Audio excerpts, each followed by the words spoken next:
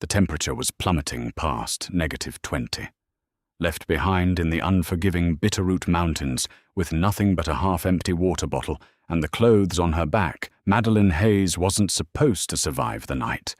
This is the harrowing true story of the ultimate betrayal and the Earth Lodge that defied death. The Bitterroot Mountains along the Idaho-Montana border are unforgiving on a good day. By late November, they are a frozen graveyard. Madeline Hayes, a 31-year-old senior field ecologist for Cascade, Timber Holdings, knew the risks of deep winter surveying better than anyone. She had spent a decade mapping out remote tracts of land, identifying protected flora, and ensuring the company didn't bulldoze through fragile ecosystems. She was meticulous, resilient, and deeply in tune with the wilderness. But she had never accounted for the deadliest element in the wild human malice. Her partner for the expedition was Harrison Cole, a newly promoted regional manager with a reputation for cutting corners to fast-track logging permits. They had been flown in by helicopter 3 days earlier, dropped near the Selway River to survey a dense, jagged sector of old-growth forest. The tension between them had been simmering since base camp. Madeline had recently discovered that Harrison had been falsifying environmental impact reports, erasing records of protected wetlands, to greenlight a multi-million-dollar clear-cutting operation. She had confronted him the night before, threatening to hand her raw data over to the federal authorities the moment they returned to civilization. Harrison had laughed it off, but his eyes had grown cold, calculating, and distant. On the morning of November 23rd, the sky bruised into a sickly, bruised purple. The barometric pressure was dropping so fast it made Madeline's ears pop. A massive front, a winter's eve superstorm, was rolling in from the north, promising feet of snow and hurricane-force winds. "We need to pull out," Madeline had said, packing up her field notes. "The chopper won't be able to fly in this.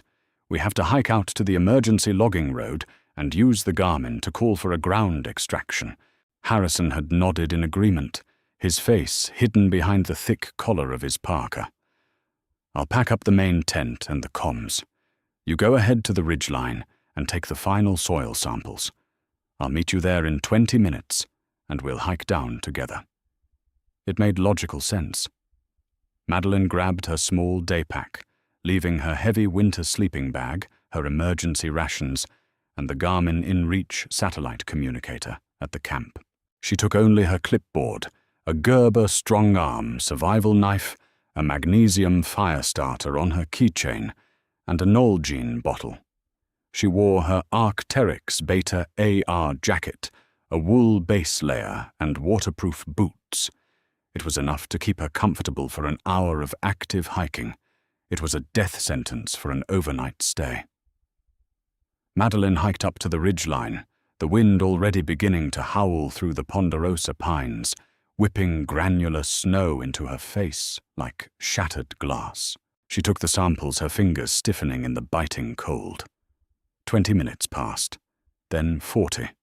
The temperature dropped 10 degrees in half an hour. Annoyed and with a creeping sense of unease, she trekked back down to the clearing where they had pitched base camp. The clearing was empty. The bright orange dome tent was gone. The portable stove was gone. Harrison's tracks led away from the campsite, marching purposefully toward the western extraction point. Panic, cold and sharp, pierced her chest. "Harrison!" She screamed, her voice instantly swallowed by the roar of the incoming blizzard. She broke into a run, following his boot prints through the deepening snow. She ran for nearly a mile until she reached a steep, rocky ravine. There at the bottom, she saw a splash of neon orange. She scrambled down the icy rocks, tearing her gloves, only to find her heavy winter sleeping bag slashed to ribbons, the down feathers blowing away in the wind. Beside it lay the smashed remains of the Garmin InReach, its circuit board crushed by a heavy rock. Harrison hadn't panicked. He hadn't forgotten her.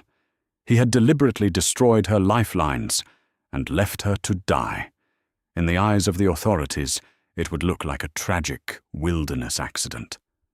A botanist caught in a freak blizzard. Her physical data would be lost with her, and Harrison would return a grieving survivor, free to cash in on his fraudulent permits. Madeline fell to her knees, the sheer magnitude of the betrayal paralyzing her. The woods around her were rapidly darkening. The first heavy, blinding flakes of the superstorm began to fall. The wind chill was plunging toward 30 below zero. Without a tent, without a sleeping bag, and without food, hypothermia would set in within hours. Her core temperature would drop, her organs would fail, and she would simply fall asleep in the snow, never to wake up. She had two choices: surrender to the cold or fight. Madeline stood up. Her hands were shaking violently, but her jaw set into a hard line. Harrison Cole had left her to die, but he had underestimated her. She wasn't just a corporate ecologist. She was a survivor. She looked at the darkening sky and the unforgiving terrain. She couldn't outrun the storm. She had to hide from it. A basic lean-to shelter made of pine branches would not save her. The wind would tear it apart, and the ambient temperature would freeze the blood in her veins. She needed thermal mass. She needed to get below the wind into the earth itself, where the ground temperature hovered just above freezing, regardless of the apocalyptic weather above.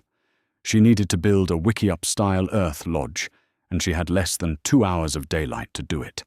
Madeline sprinted through the forest, fighting the mounting snow, scanning the terrain for a natural advantage. She couldn't dig a hole from scratch. The ground was already rock-hard with frost, and she had no shovel. She had to find a shortcut. A quarter of a mile away, she found it, a massive, ancient ponderosa pine that had been uprooted in a previous storm. Its colossal root system jutted into the air like a wooden wall, leaving a deep, bowl-shaped crater in the earth where the roots had once been. It was a natural dugout. Madeline dropped to her knees and began to claw at the loose dirt and snow inside the crater. She used a thick piece of peeled bark as a makeshift trowel, digging frantically to deepen the bowl. Her lungs burned with the icy air, and her muscles screamed in protest. She had to dig deep enough so that she could sit up inside without her head breaching the surface line.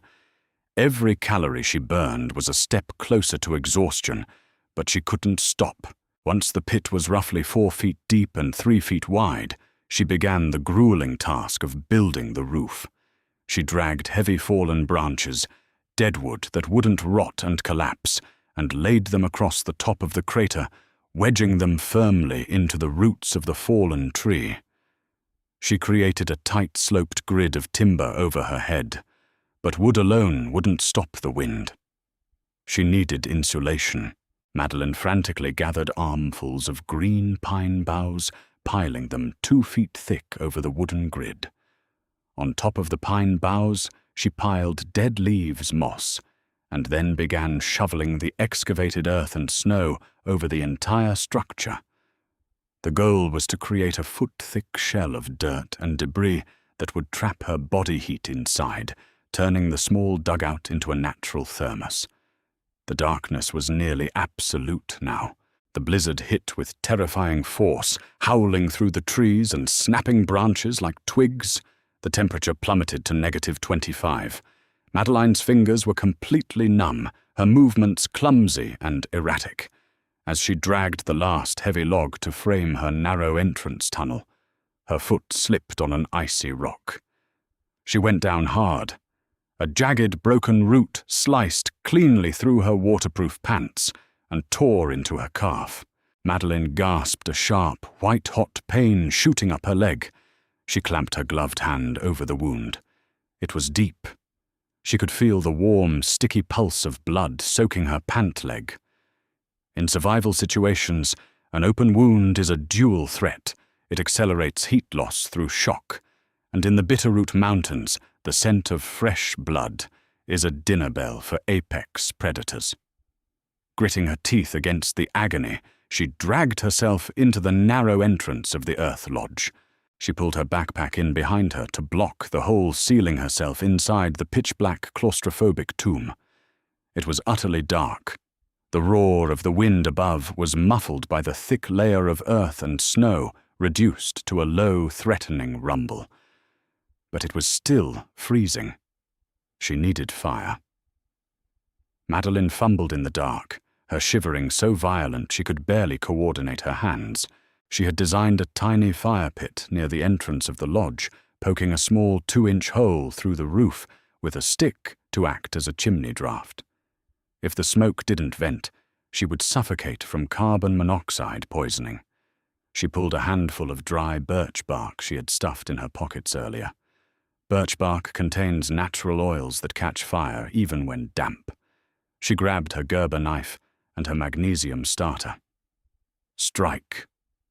Nothing. Her hands were shaking too hard. Strike. A spark. But it died. Strike. A shower of brilliant white sparks rained down on the fibrous bark. A tiny fragile tongue of orange flame flickered to life in the darkness.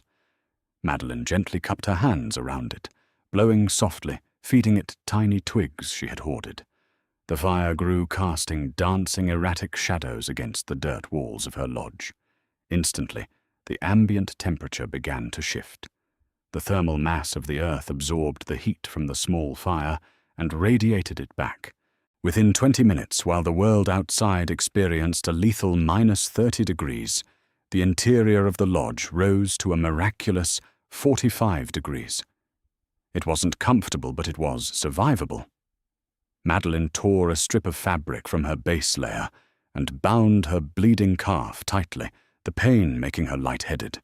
She huddled over the tiny fire-melting snow in her Nalgene bottle to stave off dehydration.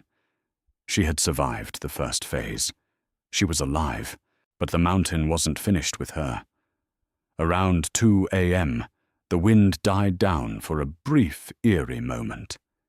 In that heavy silence, Madeline heard something that made her blood run colder than the ice outside. It was the distinct, heavy crunch of snow. Paws. Large ones. Something was pacing directly above her earth lodge. The thick layer of dirt muffled the sound, but she could hear the rhythmic crunch. Crunch, crunch circling the crater. Then came the sniffing, deep wet and guttural. Her blood had seeped into the snow during her fall, and the scent had carried on the wind. A low, resonant growl vibrated through the roof of the lodge, dislodging a handful of dirt that fell onto her jacket. It wasn't a coyote. It was a grey wolf starving in the depths of winter, and it knew she was down there. The grey wolf was not merely curious, it was desperate. The Bitterroot Mountains in late November offered little forgiveness for a starving predator, and the scent of fresh blood seeping up through the snow from Madeline's dugout was an irresistible lure. Inside her subterranean earth lodge, Madeline held her breath, the silence broken only by the violent chattering of her own teeth and the rhythmic, terrifying sound of heavy claws scraping against the frozen topsoil above her head.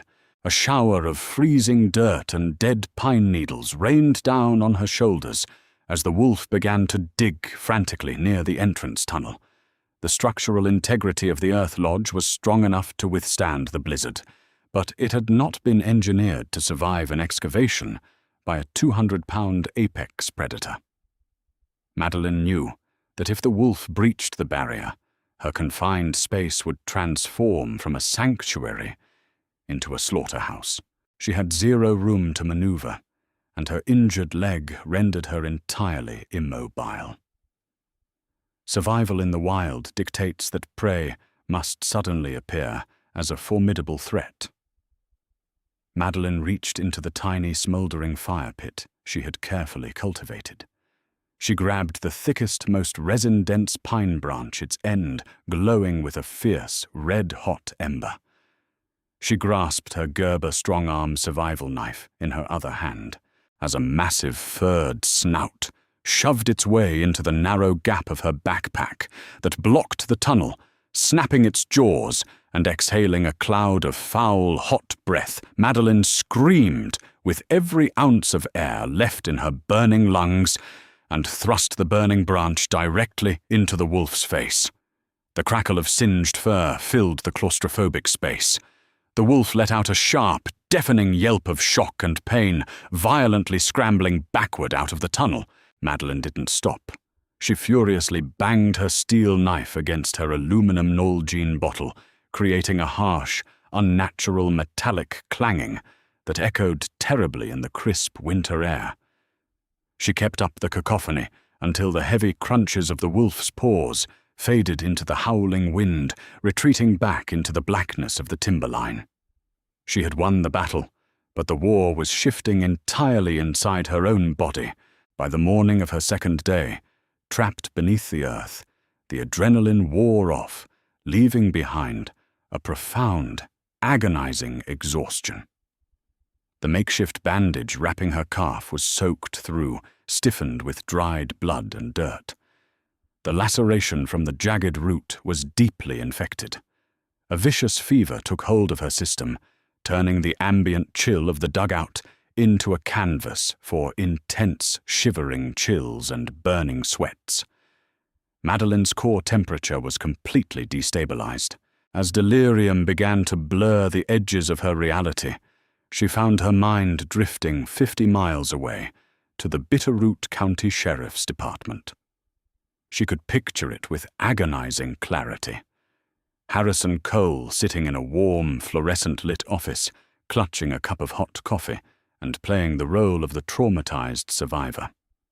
In reality, Madeline's hallucination was devastatingly accurate. At that very moment, Harrison was sitting across from Sheriff Wyatt Miller and Search and Rescue Coordinator Amanda Higgins. He was feeding them a meticulously constructed lie. He claimed that the storm had hit them without warning, that a sudden whiteout had separated them on the ridge, and that he had searched for hours before the freezing temperatures forced him to retreat to the extraction point. "I tried to find her, Sheriff," Harrison lied smoothly, his voice cracking with rehearsed emotion. "But the snow, it was blinding. Madeline didn't have her winter gear on her. She just wandered off the trail. I fear the worst." Sheriff Wyatt Miller, a seasoned lawman who knew the lethal nature of the Bitterroots, had simply nodded grimly, stamping Madeline's file with the tragic, unofficial status of a recovery mission rather than a rescue. No one survived 2 nights in a winter's eve blizzard with only a day pack. The search choppers were grounded by the winds. Nobody was coming for her. Back in the Earth Lodge, Madeline was fighting a solitary war against sepsis. Her mentor, the legendary field ecologist Dr. Gregory Langdon, had once told her, "The wild doesn't care if you live or die, Madeline. Survival is a purely psychological refusal to become part of the food chain." Those words echoed in her fevered brain. She forced herself to stay awake. She engaged in the mechanical life-saving loop of melting snow over the dying embers of her fire, forcing the lukewarm, dirty water down her throat to combat the severe dehydration brought on by the fever. She used a small piece of charcoal from the fire to meticulously update her environmental data on her clipboard in the dark, an act of sheer defiance. If she died in this hole, she was going to ensure Harrison Cole didn't get away with his multi-million-dollar fraud. She documented every falsified wetland coordinate, every protected species he had tried to erase from the map. Her clipboard became her anchor to the waking world. For 48 hours she drifted in and out of consciousness, existing in a dark, dirt-walled purgatory. The pain in her leg radiated up to her hip in throbbing waves of fire. But she kept the tiny fire breathing. She kept herself breathing. And eventually, on the morning of the 3rd day, the terrifying roar of the wind above her simply stopped. The silence was heavier than the storm. Madeline opened her crusted eyes to absolute darkness. The embers of her tiny fire had died, leaving behind the sharp smell of cold ash. The air inside the dugout was dangerously stale and bitterly cold. The blizzard had passed, but it buried her alive. She pushed against the backpack, blocking the entrance.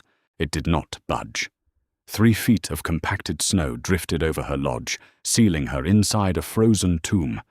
Panic suddenly spiked deep in her tight chest. She grabbed her knife.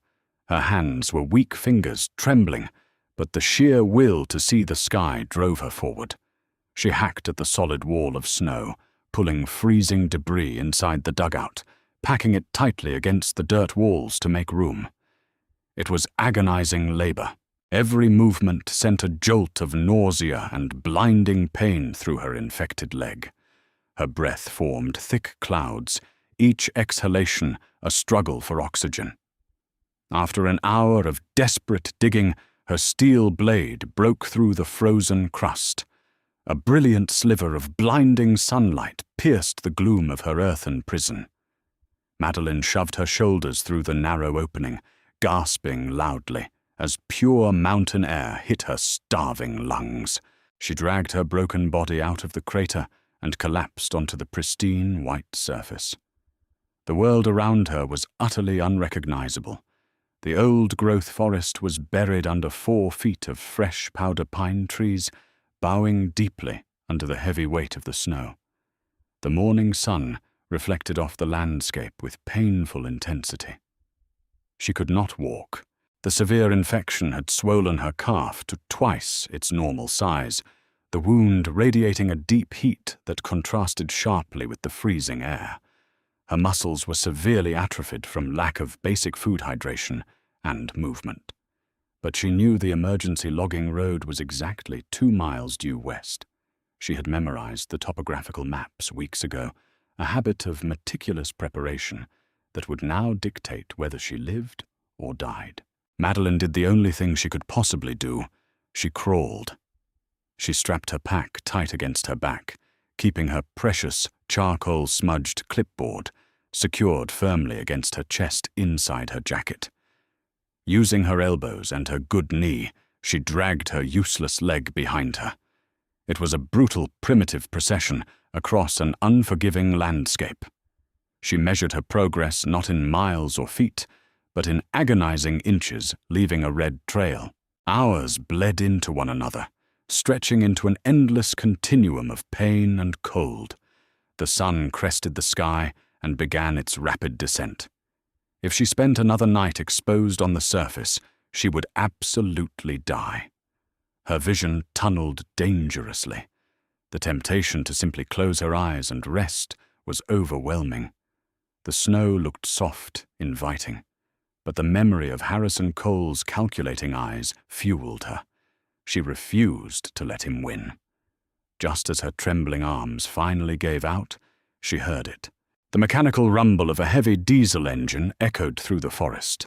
Less than 50 yards away, cutting through the dense snowdrifts on the main logging artery, was an industrial snowcat.